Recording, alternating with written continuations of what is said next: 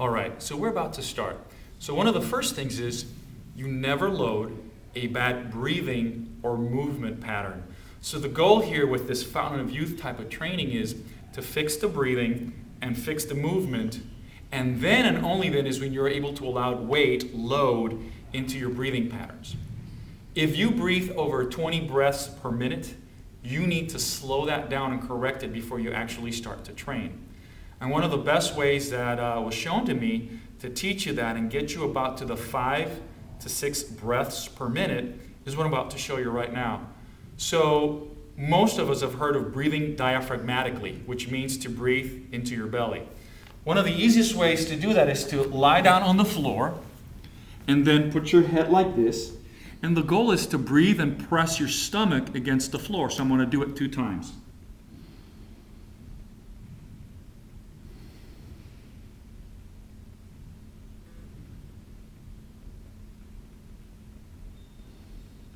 All right, so what you should have felt is your stomach pressing against the floor because you're breathing diaphragmatically, all the belly breathing. What do you do from there? So now you sit, or if this is the first time you're doing this, what you can do is you can lie down, put your hands on your belly, and your goal is to raise your hands when you inhale, like so.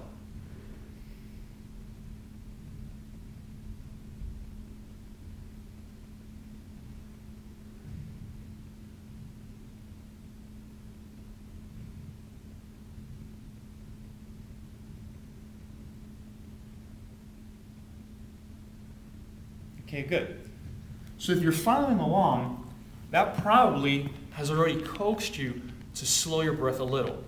Now here's where it got interesting. I've done Tai Chi for a while and already knew how to do belly breathing. But here's some of the stuff that gets cool now. So now when you sit like this, put your hands right here by your obliques. And now your goal is to inhale, feel your belly, but then start pushing out your hands through the obliques. And it's a slight movement, so here we go.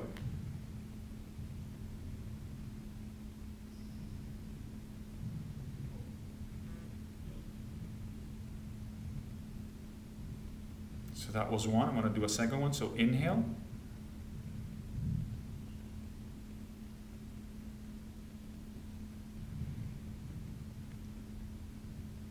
Exhale.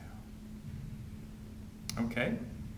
So now that you've gotten belly and obliques, put your hands by your kidneys, and your goal is to inhale all the way into your belly, expand out to the obliques, and then push against the kidneys. All right? So here we go, 2 breaths, just to give you a set.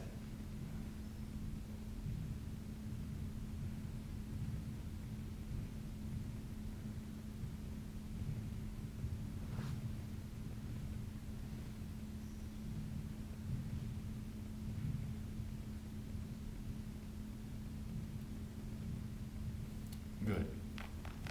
If you're following along with me, you're probably at a different state than, let's say, 2 minutes ago. And if you've been able to follow along, you're probably taking 1 complete breath every 10 seconds. It was taking me 5 seconds to have a full inhale and 5 seconds to have a full exhale, approximately. So if it's 10 seconds per breath cycle, that means I'm doing 5 to 6 breaths per minute. That's where you want to be when you're doing these crawls. And that's what you want to do. You want to do them relaxed. And in a way, go back to being a baby and have fun with these, okay? So now I'm going to demonstrate the first one, which is the commando crawl. Again, the goal is to stay in as a relaxed breathing pattern as possible and to do the crawls, all right? So here we go. What does the commando crawl look like? So you want to go a little bit back so you can catch me moving. So the first thing is, it's all about the cross crawl. So when the left hand moves forward, the right leg moves forward. You want to keep your chest up and look to where you're going. So we start, and again, it's just like it sounds, a commando crawl or an army crawl. So here we go. Again, keeping relaxed and think about this, you know.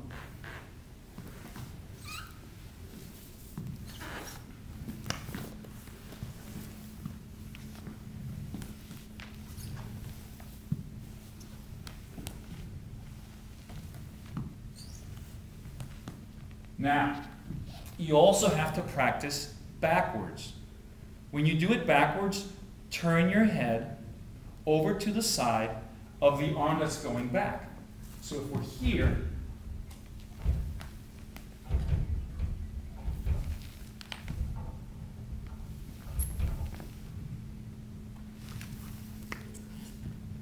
and you can see that I'm pretty relaxed because my goal is to get the cross crawl coordination. So that is the first cross crawl pattern. That is the commando crawl. And I'm still trying to keep more or less that 6 breaths per minute pattern. Eventually, when you start working out, it's going to go a little bit higher. But your goal is always looking to bring it down and to have correct body mechanics to reset this in your mind. You may notice when you go backward that it may take you a lot of concentration the first couple of times to get it right. I actually had to slow down and think right leg back, left arm back. That's how I had to do it in the beginning. The next cross crawl pattern is called the baby crawl because it looks just like a baby crawl. And again, you get here, and again, big chest, and just go slow. Again, the key is the cross crawl. So if the left arm goes forward, the right leg goes with it. If you go left leg, left arm, that's called unilateral. And remember, the goal is always cross crawl. So here we go. So keep your chest up, look 45 degrees, move.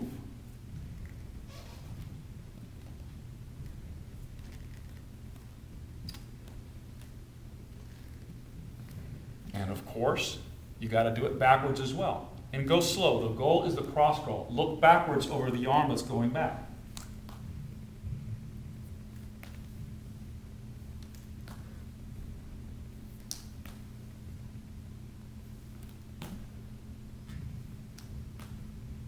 All right. That's the second cross crawl. So you've learned the commando crawl and the baby crawl. And as you can see, it's almost a progression. Kind of like when you're going back to being a child, you started on the ground and you had to master the ground before you went to crawling. Now we're going to do something called the leopard crawl. So the leopard crawl, now you get on all fours, like this, and you're going to do the same cross crawl pattern. Start with very small steps, and then you can make them a little bit longer. But from here, and again, chest, looking forward.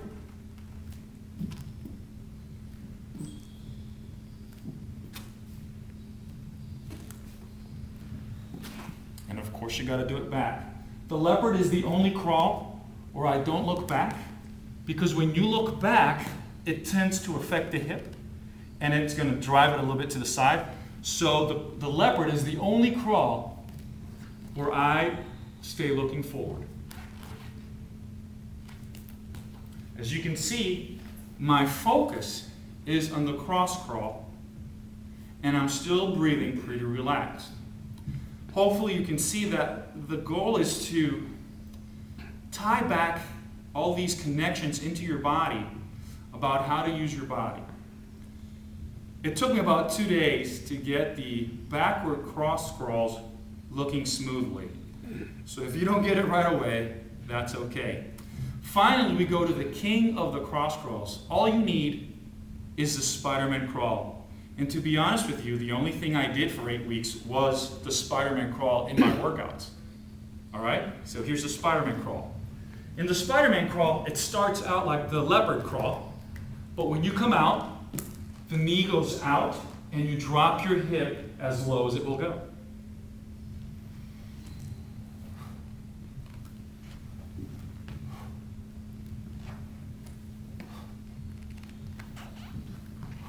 Of course, you have to go back.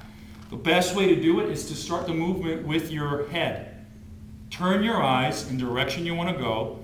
That will turn the head, turn the neck, and align your whole body for you, like this.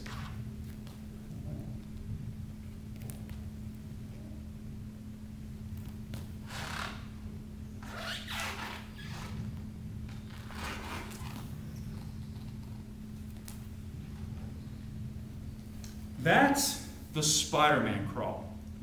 Now, after about the first 4 weeks, if you're getting good at it, you could do the slow-mo Spider-Man crawl. And I really like it because if you do it out, let's say barefoot and out in the field, take your shirt off, get as much sun as you can, it really feels almost like a moving meditation. Now, it's going to also strengthen you because you're going to have to be very sure of what your body's doing. So I like to hold a little bit of a peak, and I like to have my slow-mo crawls last 10 seconds. One breath coming in for 5 seconds and one exhale 5 seconds. That should be a whole slow-mo crawl. And it looks like this. So if I'm here, it's like this.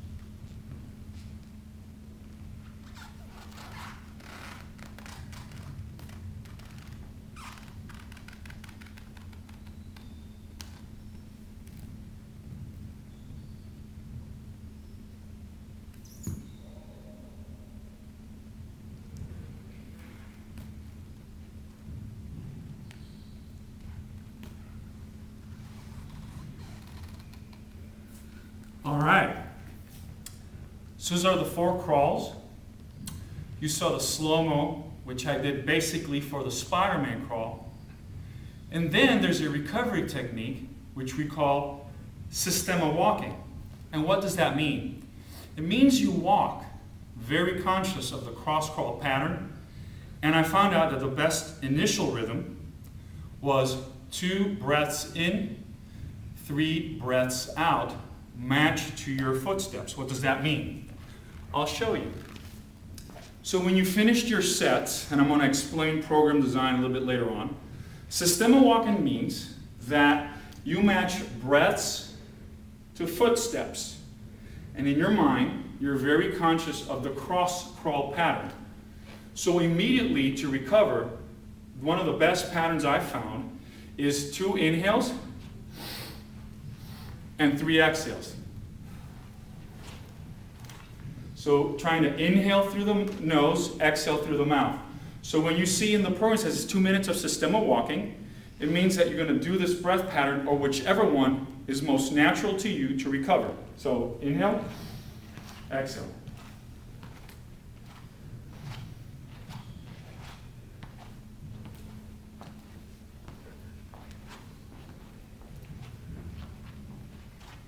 And the goal of this type of movement is simply to recover. Now you're going to see it says 2 minutes. What I felt is that after 1 minute, you start gliding. It's almost like you're being pulled by your heart area forward. And the movement of the steps is like you're gliding on water. And that's what you want to get at. So rather than a fast walk to recover, it's really a breathing exercise to reset your body to start doing the next wave of exercises. And those are the 4 main crawls and the systema recovery walk. Thank you.